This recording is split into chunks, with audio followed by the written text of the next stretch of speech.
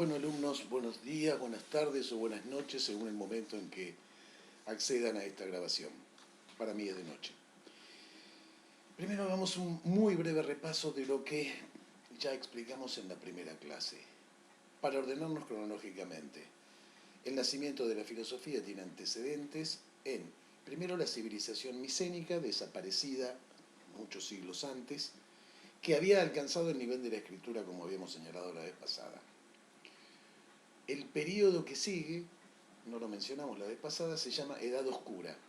Allí, entre el siglo VII y el VIII, Homero, el poeta, que para la época era tecnología de punta.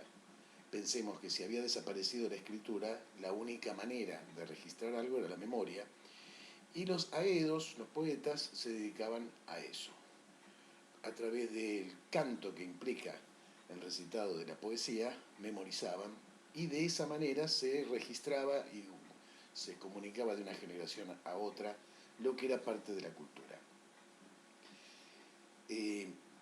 La aparición de la polis no democrática y los cuatro planos en donde vemos transformaciones importantes. Hablamos de la milicia, hablamos de la religión, un cambio muy importante en lo religioso, de la organización política, de la polis, de la asamblea, del cambio con la escritura de las leyes escritas.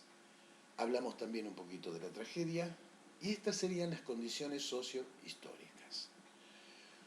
Todo hecho que podamos establecer en la historia se da justamente en un tiempo y en un espacio determinado. Siempre son fechables de esa manera. Les adelanté sobre el final de la clase anterior que íbamos a ver un tema un poco más complejo, que tiene que ver con la lógica. Si bien decimos que los fenómenos, los hechos, como decíamos recién, se dan siempre en un tiempo y en un espacio, y se captan a través de los sentidos, de los 5 sentidos que tenemos, vista, oído, gusto, tacto, olfato, hay algunas cosas, digamos por ahora así, cosas que existen y que sin embargo no se dan en el tiempo ni en el espacio. Curioso. Sí podemos evocarlas en un tiempo y en un espacio, pero no se ven afectadas por el tiempo, por el espacio, por el clima, por las condiciones sociales o históricas. Para poner algún ejemplo de qué estamos hablando, podríamos empezar por las matemáticas. Un 2 por 5, 10, no depende de que esté lloviendo, que haga frío o calor. No importa si somos rusos, alemanes, norteamericanos o congoleños. No importa si estamos en el siglo XII, en el XV, en el XVIII, en el XXIII. No se modifica por estar aquí o en la luna. Encontramos allí algunos elementos que están más allá de lo temporal y más allá de lo espacial.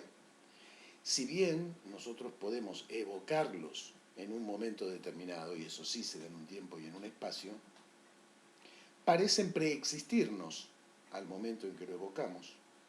Incluso nos preexisten al momento en que lo aprendemos. Incluso preexisten al momento en que nosotros nacemos. En 2 más 2, 4, o que la suma de los ángulos interiores de un triángulo suman, son cosas que están desde antes de que ustedes, por supuesto, y yo, que soy mucho más grande que ustedes, hayamos venido al mundo. Incluso podríamos pensar que esas relaciones preexisten a su descubrimiento. Estamos hablando entonces de otro tipo de cosas que ya no lo podemos captar a través de los sentidos.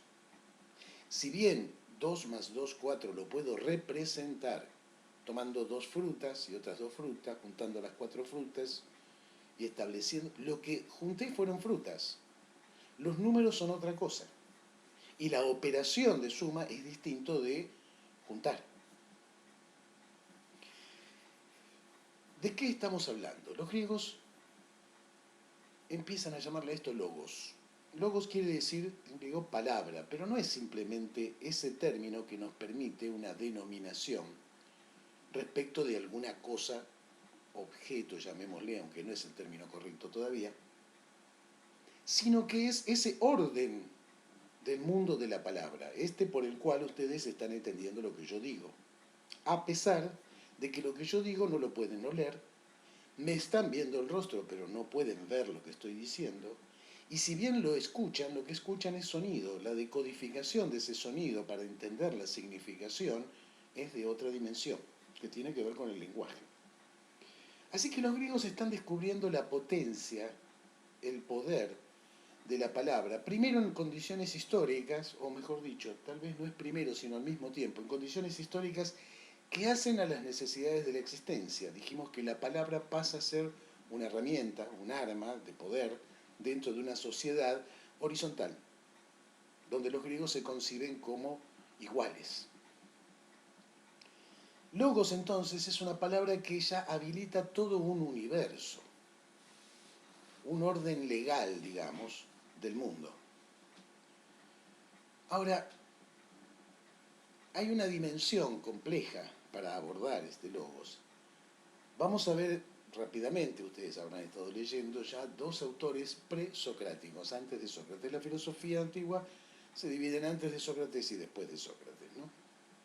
Sócrates como un pivot, un punto de inflexión en la filosofía.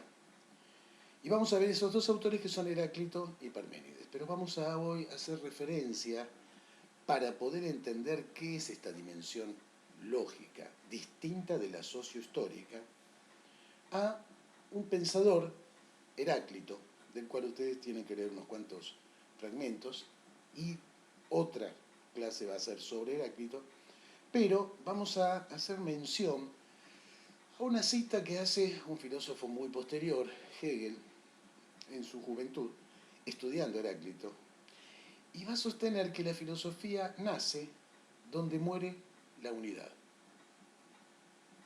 ¿Qué querrá decir esto?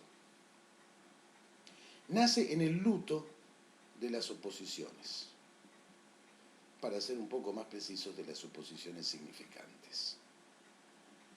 Claro, nos encontramos entonces con que esta enunciación, la filosofía nace con la muerte de la unidad de las oposiciones significantes, no tiene olor, no tiene color, no tiene sabor, no se entiende tan fácilmente como creemos entender lo que vemos. Y sin embargo, lo que vemos muchas veces no lo entendemos. Y si tenemos que explicar que lo hemos entendido, lo hacemos con palabras. Y entonces tenemos que precisar mucho los términos. Y entonces lo que parecía tan concreto no lo es tanto como la determinación de las palabras con las cuales lo traducimos o lo transmitimos.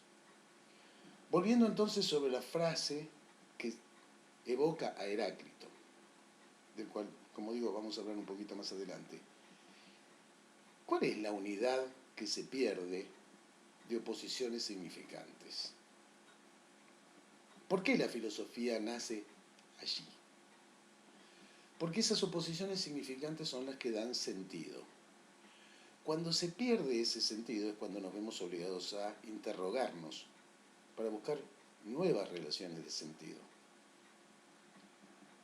Debemos reconocer, entonces, una manera original de pensar que tiene que incluir en un mismo, sigamos diciendo objeto, aunque sea inadecuada la palabra estrictamente, en un mismo objeto, un carácter de unitario, es una cosa, pero al mismo tiempo es un compuesto. No es una unidad plenamente, es una unidad de opuestos. Si yo digo, por ejemplo, guerra, para que haya guerra, tiene que haber dos ejércitos como mínimo enfrentados. Si yo digo partido de fútbol, un partido no se da con un solo equipo en la cancha. Esto está en el punto de vista del observador, que entiende que ese objeto, que si bien está en el tiempo y en el espacio, se da en algún momento y en algún lugar determinado, también su transformación se está dando permanentemente y entonces en el momento siguiente puede tener otras características que en realidad tenían que estar encubiertas antes de que ese momento siguiente las develara. Por lo tanto, la idea que tenemos que tener en este pensamiento es que las unidades, todas, todo lo existente, no es algo cerrado y estanco sobre sí mismo, sino que es algo que está en transformación, en cambio, en un devenir. Y por lo tanto, en ese devenir van a aparecer cosas que tienen que estar presentes y sin embargo no son evidentes, no se ven. Cuando abordemos Heráclito vamos a leer algunos fragmentos como que hay dos armonías. Hay una armonía evidente y hay una armonía oculta. Y la que tiene más peso y realidad es la armonía oculta. Es decir, la que está todavía por develarse, la que está por venir. Una flor es una flor, pero en ciernes es el futuro fruto, que a la vez en ciernes es la semilla de la futura planta. En este punto complejo, cuando yo pregunte por las condiciones lógicas del nacimiento de la filosofía, tenemos que hablar de estas condiciones que en realidad no se dan en el tiempo, que podríamos decir son eternas. Por eso la filosofía nace en Grecia, antes del siglo V, pero permanece hasta el día de hoy. Sigue existiendo y sigue recomenzando permanentemente, una y otra vez. Las condiciones lógicas entonces se oponen a las condiciones sociohistóricas.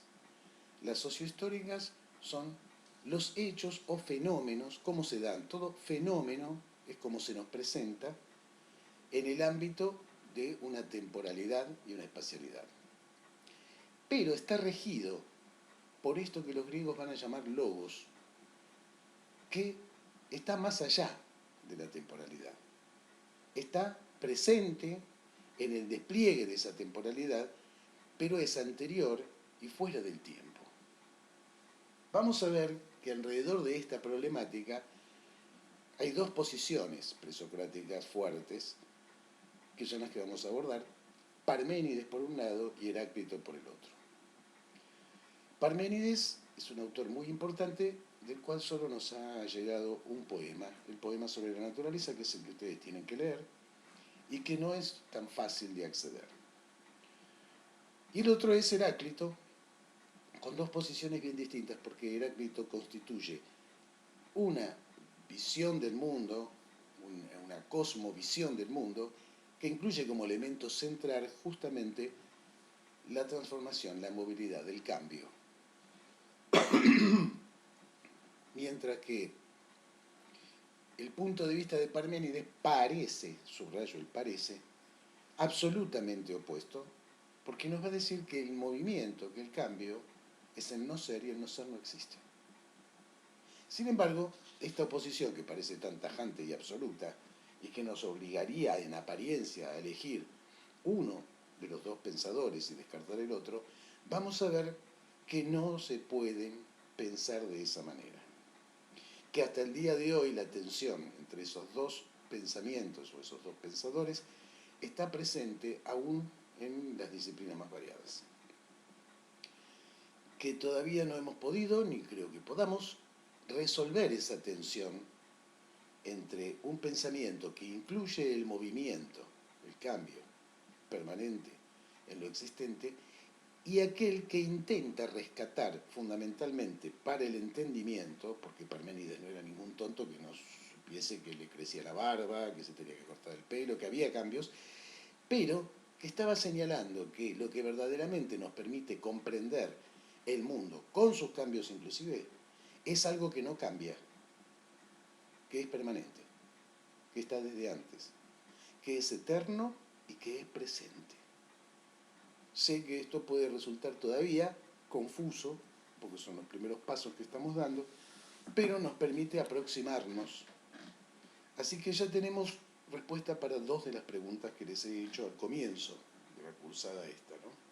¿Cuáles son las condiciones sociohistóricas del nacimiento de la filosofía y cuáles son las condiciones lógicas, por oposición y diferencia, del nacimiento de la filosofía? Seguimos con la clase 3.